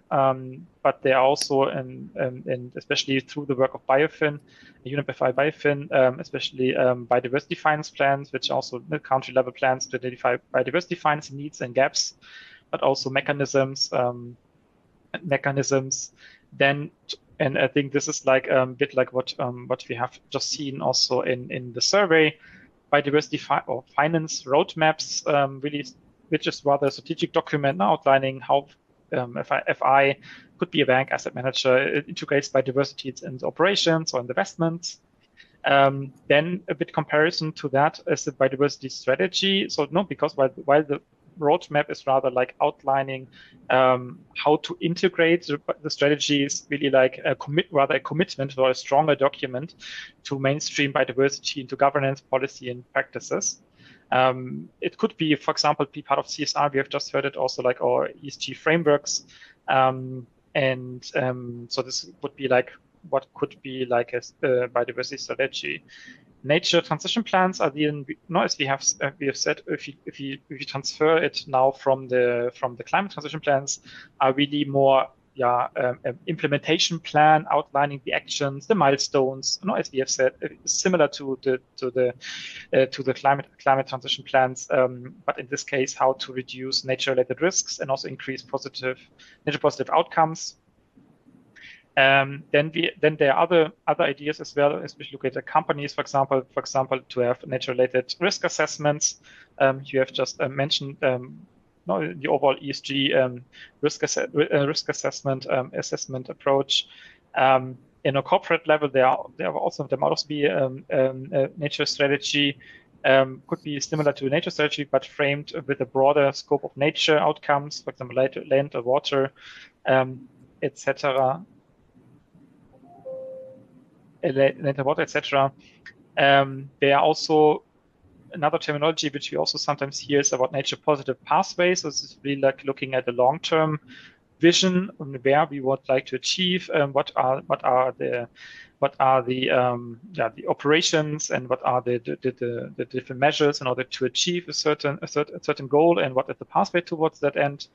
And then also more on the project level, but also could also be on a city level or even like on a subnational level, nature action plans, which is more like an action plan focused on how to implement nature positive goals within a specific geography, sector, value chain. So more specific, and in this case, as I said, that could be for a project, for example. So this is just like a macro overview of like, okay, how we can distinguish the different instruments, if we hear about that, and also like where they're typically applied, and also a bit on what level as well. Looking a bit about the biodiversity finance plans, so the second layer, there's a lot of happening around the globe, and this is just like from the UNDP workbook from last year. There are UNDP supporting different countries and also to implement biodiversity or implement or design or implement biodiversity finance plans. So you see a lot of countries, have started like in developing or designing, in the designing stage at the moment. There are also quite a lot of them also like here, especially Latin America, but also here in Southeast Asia.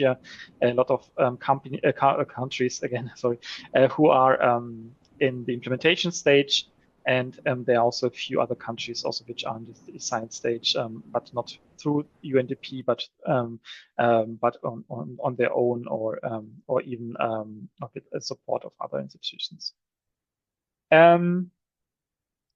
Quick question of all of you, because I think the next slide, I think it's very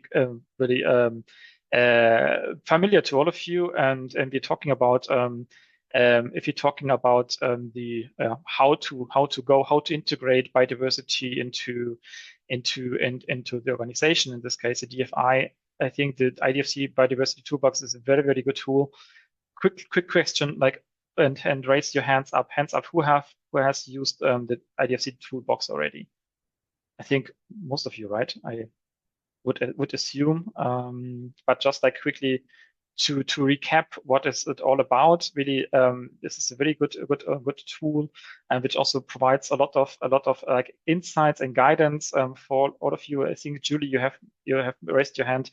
You have put your thumbs up. You also have applied that because a lot of different tools and also the methods which could be used in each of the different stages or steps.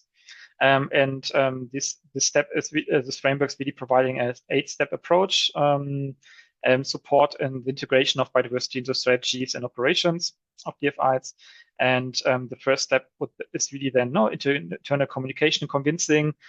So really building awareness within the organization, starting with that. It helps leadership and staff to understand why diversity it matters and what are the risks of inaction. And also, it's really like the goal is to generate a internal buy-in for biodiversity integration. No? I think this is like the key message, I think, of the first step. As soon as this has been done, step 2 is then following and really like identifying the risk impacts and opportunities. It's understanding how the institution is financing activities interact with biodiversity. And as you said, Julie, I think the institutions can use tools like EBAT, Anchor, also the biodiversity footprint for financial institutions to help with quantifying the risks. So it's also if you look at the biodiversity toolbox, there are also links towards the different tools which can be helpful in order to identifying risk impacts and opportunities. The next step is then really like to the biodiversity strategy and targets. Could be, for example, to set up first of inclusion list of activities you would not like to finance, but also you could apply, and this is like linked to the SBTN, apply also science-based targets. And this is really like part of the foundation stage. The other stage then, or the next phases are then, or steps are then part of the implementation phase. We have also just heard, from Julie, capacity building is very important and critical. Not to assess, do we have really like the right expertise and organizational skills to deliver the strategy and targets which you have defined here. This could be, for example, training of staff, building capacities, but also look for collaborations and to move forward. For example, here they mentioned the initiative We Value Nature can also, for example, support with that. But also these trainings that we are doing in these days are also very helpful. So as soon as the capacity is built up, then the next step would be managing the risk and impacts, and really like to minimizing harm to biodiversity through the application of environmental safeguards and mitigation hierarchy. To recall, to avoid, to minimize, restore, and in the last step also offset. It could be the aim is really like to reducing here financing of nature negative activities and move towards like a non-net loss or even net gain. You recall the figure approach. Step six is then about increasing biodiversity positive investments. This could even be in parallel with step 5, is really focusing on scaling up financing for projects that actively benefit to nature, or on the other hand, also like reducing, and this is why I said it's linked also to what we had earlier, and also like to reduce investments into harmful activities. It's typically what the instruments are bonds, or you provide blended finance or investing in nature-based solutions that could provide both, for example, biodiversity and climate benefits. Then the next step is then we need to monitor, we need to provide transparency, accountability. So that's why you need to track process, and then you can, for example, you could use the GRI standards on biodiversity, but also the TNFD reporting framework as you have just discussed. And last but not least, the last step is then really like about knowledge sharing, information sharing. So as we just also did in the framework of this webinar, knowledge changing with government, with your peers. In this case, also the IDFC is a very good platform and fora in order to share your experience. What are the lessons learned? What are the challenges? How did you go about it? And what were the capacities? Where did you get the information from? What were your first stages? Because sometimes it's only the fear to start the process, but as you learn a lot throughout the whole process.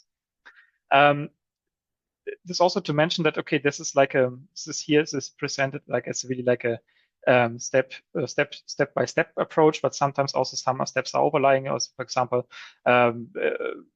capacity building can also take place even at the earlier stage, or it can even at a later stage, really depending on the analysis and where exactly, for example, capacity building is needed. And this can also be always like, it's not like, as Julia said, it's like a learning process, and it's not like a set in stone or set in stone process, and can be adjusted to the organization accordingly.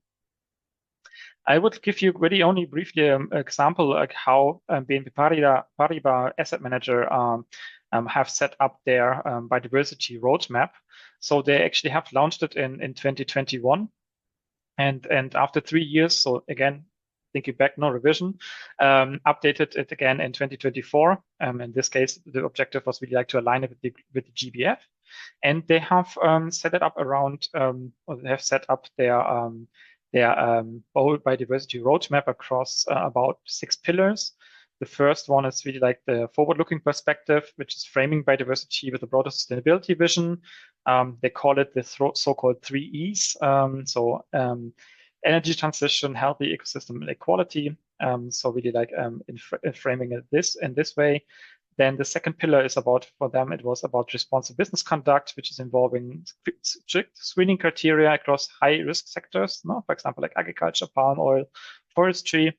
For example, what BNP Paribas Asset Manager did here was to exclude companies engaged in activities such as illegal wildlife trade, deforestation, or harmful industrial practices. So they reduced or they excluded these from the investment horizon and from the portfolio. The next aspect was, or the pillar was the ESG integration. It's not about excluding, but here it's really like incorporating biodiversity risk and dependencies into investment decisions. No, again, here using the tools such as Encore or any other tools which are out there with a focus really on material sectors, as we have heard earlier, and also agri-food and consumer goods. Stewardship was also plays also a crucial role for them as they co-founded the Nature Action 100, which is filling stage. Also, they were filing shareholder proposals and engaging companies on biodiversity practices such as deforestation, water risk, and nature-related disclosure.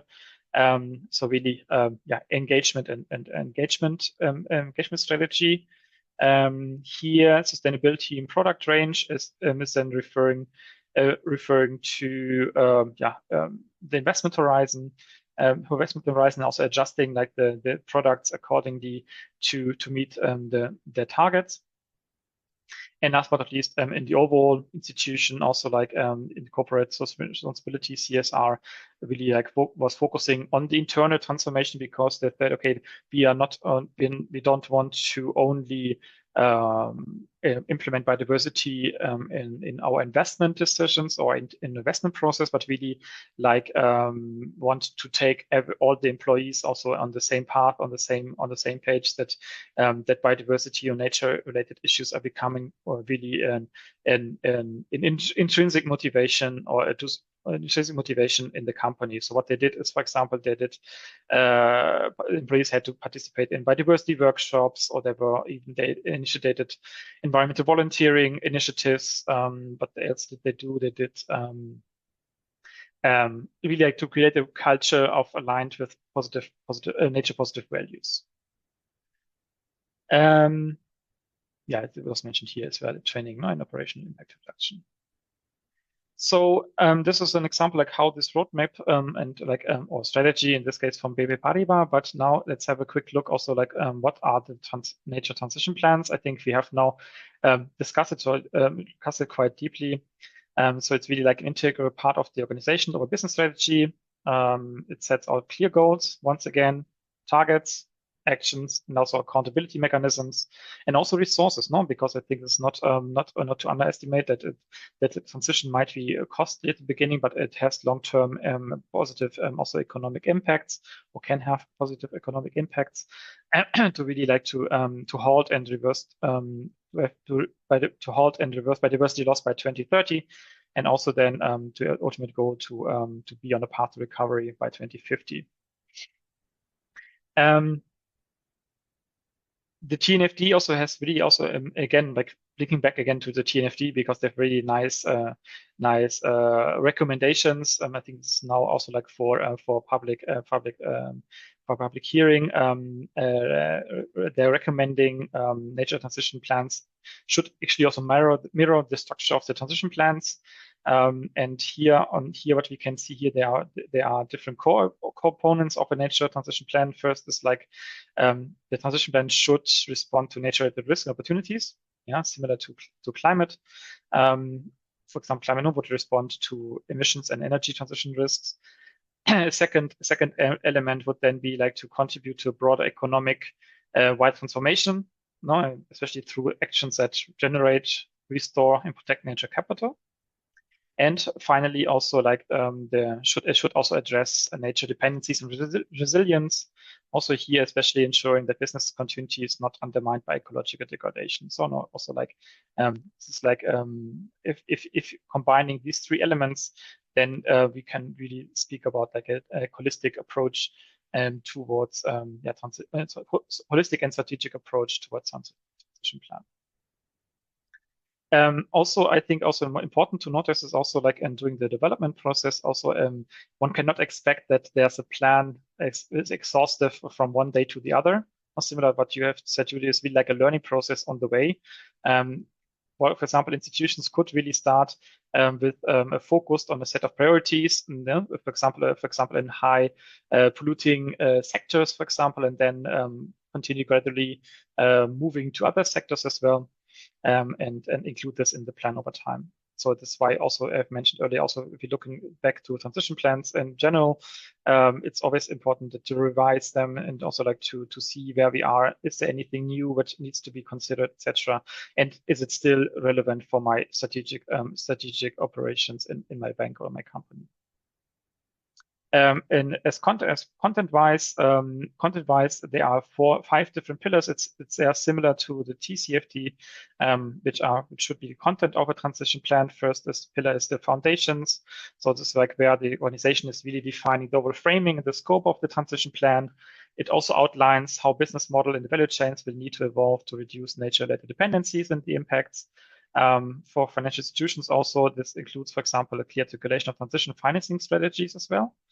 And key here is really that that any recipient of transition finance, if you're financing, for example, private currency to finance, should either already have or be actively developing a credible nature transition plan of their own. Linking back again to BNP Paribas, like the group as such, they also in an interview recently, they mentioned they will also request from their clients credible nature transition plans in order to assess like whether they can, for example, provide financing in the better conditions still, or whether they are also they are like in line with their priorities. The next stage is then the implementation strategy, which describes then how organizations will act on its priorities. Like as soon as the priorities have been identified and also planned, then the question is here, how the organization is acting on them. For example, this could be concrete changes into transition-making processes. Also, maybe there needs to be some policies need to be revised, or even the products or services needs to be adjusted in order to meet the goals. This is like the crucial part of the implementation strategy. I've said a few times earlier already, engagement is also very important. So nature-related outcomes can rarely be achieved by one actor alone. This is clear I think, for all of us. So this pillar is really setting out how the organization will engage with critical partners, including upstream suppliers or downstream customers, or industry peers, or local communities, governments, or civil society, etc. And here, I think banks are also quite used in order to talk to their clients, really. But here, especially focusing on accompanying the clients towards a transition to nature positive. Also considering always their respective company strategy, and see where also accompanying them with financing and with financing especially. The next pillar, or the next pillar of content of a transition plan, are the metrics and targets. And then it's really about measuring what matters. TNFD in this case also is proposing 2 categories of metrics. First of all, dependency and impact metrics. But we can see here that captures in how the organization or the bank affects and depends on nature. And the second is then, as it says, also transition delivery metrics that are tracking the implementation progress. Such as, for example, how banks is changing in governance and operations, or in financing practices. And last but not least, everything is also embedded into overall governance.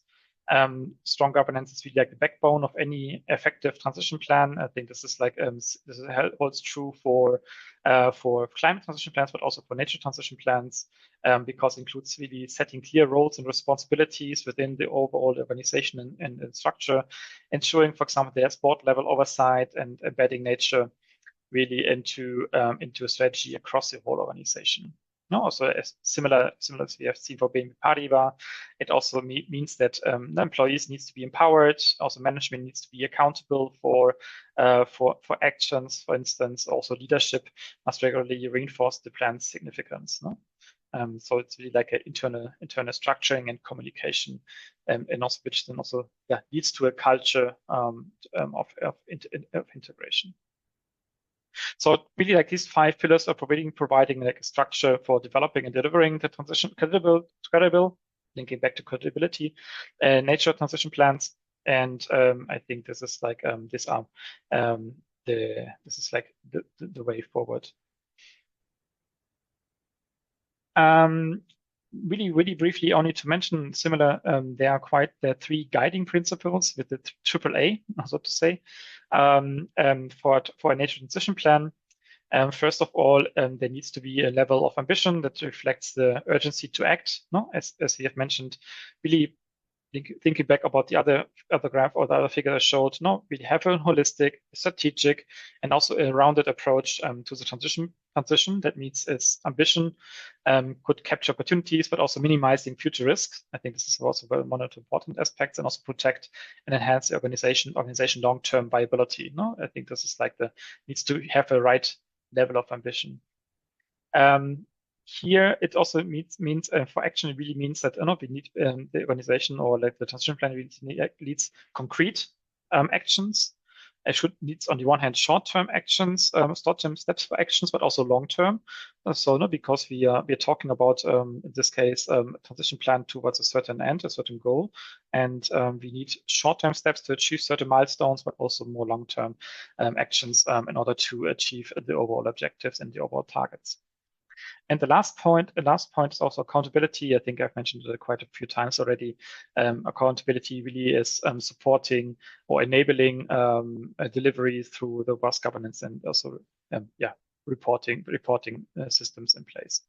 So you have to report on a regular basis on where you are in terms of your nature transition plan, and this would be then you can, as you said, you can use TNFD and or GRI or any other frameworks for that purpose. Good. I talked a lot now. I think we also really at the end of the more or less end of the time, if you had unfortunately had to leave already. So my only last slide would quickly recap what we have done so far. I see quite a few have already joined the 3 sessions which we have had so far. So very briefly, only like to recap and to see where we are and what we have done so far. So let's recap. The first session we had in June was about science of nature biodiversity. What we did here is we like introducing biodiversity as a nature capital and ecosystems as capital goods. We explored also ecosystem services. Now you think about the different functions also about ecosystem services. We discussed different biodiversity levels, but also discussed about, okay, what are spatial distribution all about, and also like what it mean, what the different drivers for the biodiversity loss, and also then through different transmission channels, also connecting biodiversity loss to financial risks. Now think about the physical risk and transition risk with regards to biodiversity loss. This was more or less what we had done in the first session. In the second session, it was really then about the nature biodiversity finance landscape. We had a sneak peek to the State of Nature Finance Report 2025, which will be launched this year in October. We had Michael König here, one of the authors, who provide already some first insights. So really keen to see the outcomes. What we also did is that we mapped biodiversity finance landscape. So we also explored a bit about the different financing mechanisms, the different stakeholders, and also then had a look about the different tools in order to track financing flows. We looked at the OECD REO markers, for example, also the biofilm methodologies and others. And last but not least, also discussed how to bridge science and financing using, for example, frameworks, BIAF or the World Bank's Nature Finance Framework. And last but not least, today we had a look at the biodiversity strategy plans, but also starting really like introducing to global frameworks of biodiversity nature. Then have really some lessons learned from the climate transition plans that we did, and then had a quick look at the different tools and roadmaps for implementation or integration of biodiversity in nature into financial institutions. So this was actually what we have planned for today. We are a bit over time, but I think, I don't know whether there are any questions, any comments, any experience to share from your side. A few you've mentioned already in the chat. Very much looking forward and then to meet again in Marseille in 1 month. And yeah, but I would leave it now to you to have any questions or any comments, any experience you would like to share, because I know quite a lot of you are already advanced with your strategies in place, with your roadmaps, but also with the activities and financing activities and in regards to biodiversity in nature.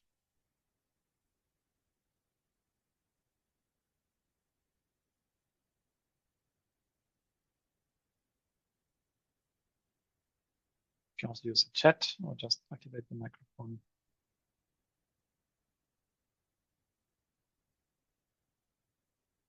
If not, it's also fine. It was a quite long session and a lot of input, I can assume, but I was also very thankful for your comments in between. Elaine, I would give the word to you. Yes, thank you so much, Jonas. It was very interesting, and I think we learned a lot about all these transition plan and biodiversity strategy. I really want to thank you all for your presence here. And now our next meeting will be in Marseille.